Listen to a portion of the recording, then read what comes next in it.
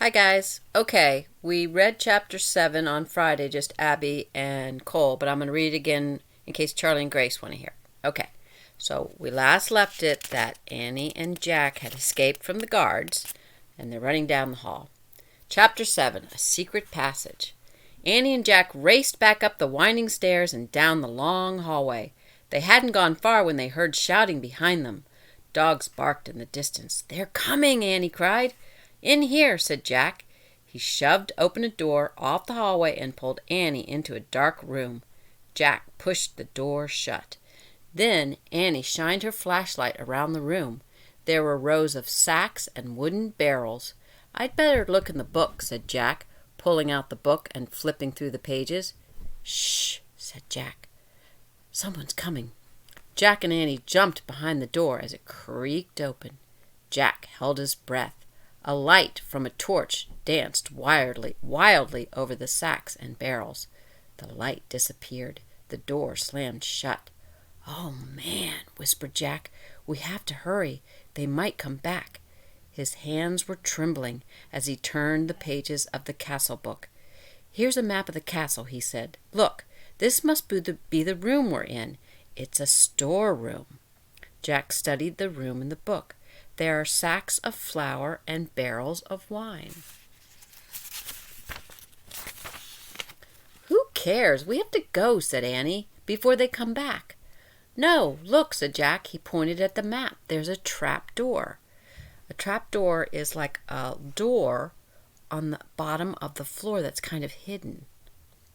He read aloud.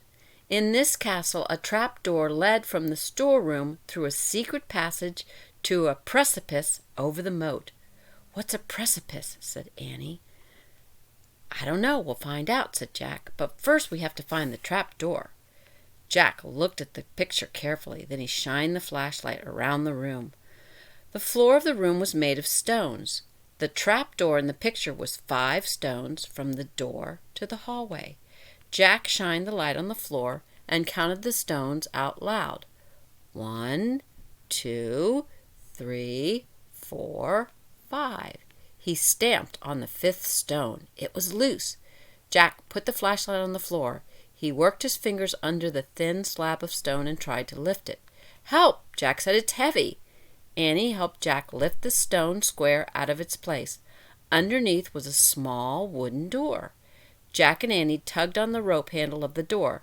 The door fell open with a thunk, thunk. Jack picked up the flashlight and shined it down the hole. "There's a little ladder," he said. "Let's go." He clipped the flashlight onto his belt and felt his way down the small ladder. Annie followed. When they reached the bottom of the ladder, Jack shined the light around them. There was a tunnel. Jack crouched down and began moving through the damp, creepy tunnel. The flashlight dimly flickered across the stone walls. He shook the light. Were the batteries going dead? "I think our light's dying," he said to Annie. "Hurry," she called from behind him. Jack went faster. His back hurt from crouching. The light got dimmer and dimmer. Jack was desperate to get out of the castle before the batteries died completely. Soon he reached another small wooden door. It was the door at the end of the tunnel. Jack unlatched the door and pushed it open. He poked his head inside. He couldn't see anything in the misty darkness. The air felt cool and fresh. He took a deep breath. "Where are we?" whispered Annie behind him. "What do you see?" "Nothing, but I think we've come to the outside of the castle," said Jack. "I'll find out." Jack put the flashlight in his pack. He put the pack on his back. He stuck his hand out the door. He couldn't feel the ground. "I'm going to have to go feet first," he said. Jack turned around in the small tunnel. He lay down on his stomach. He stuck one leg out the door, then the other. Jack inched down bit by bit until he was hanging out the door, clinging to the ledge. You know the way you guys climb down those rocks at the park. "This must be the precipice," he called. Precipice is like a high ledge or high wall. "This must be the precipice," he called to Annie. "I can't touch the ground. Pull me up." Oh no. Annie reached for Jack's hands. "I can't hold you," she said. Jack felt his fingers slipping. Then down he fell through the darkness. Splash!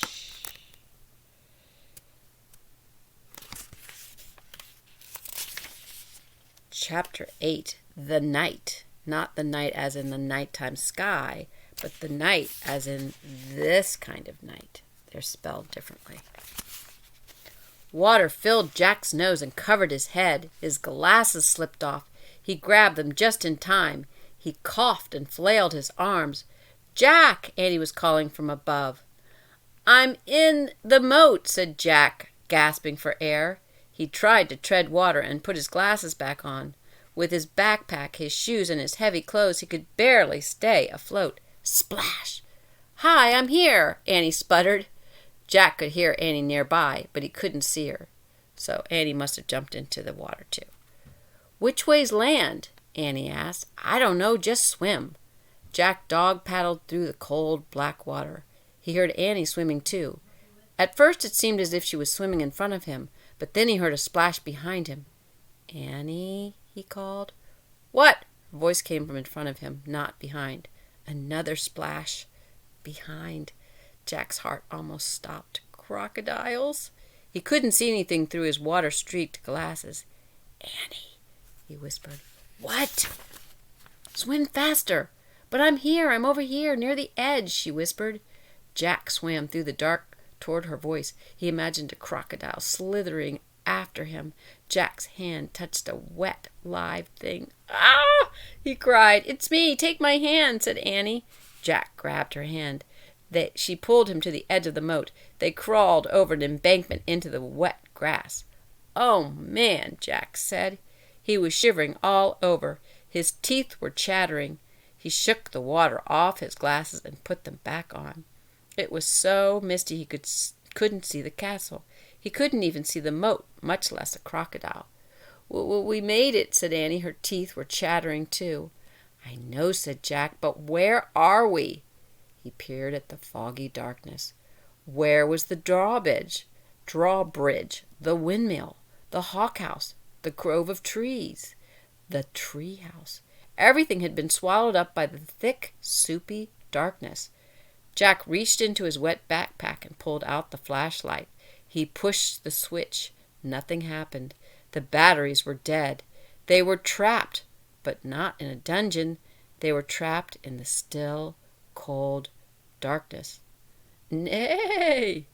A horse's whinnying echoed through the night. The clouds parted. A full moon was shining in the sky. A pool of light spread through the mist.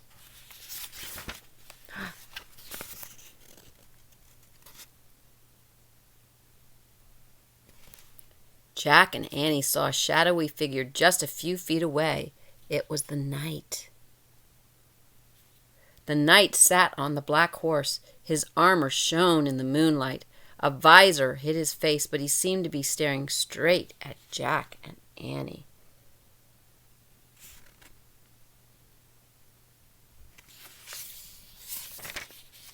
Chapter 9, Under the Moon. So we have 2 more chapters till the book is over. So I'll finish those on the next recording. See you later. Bye.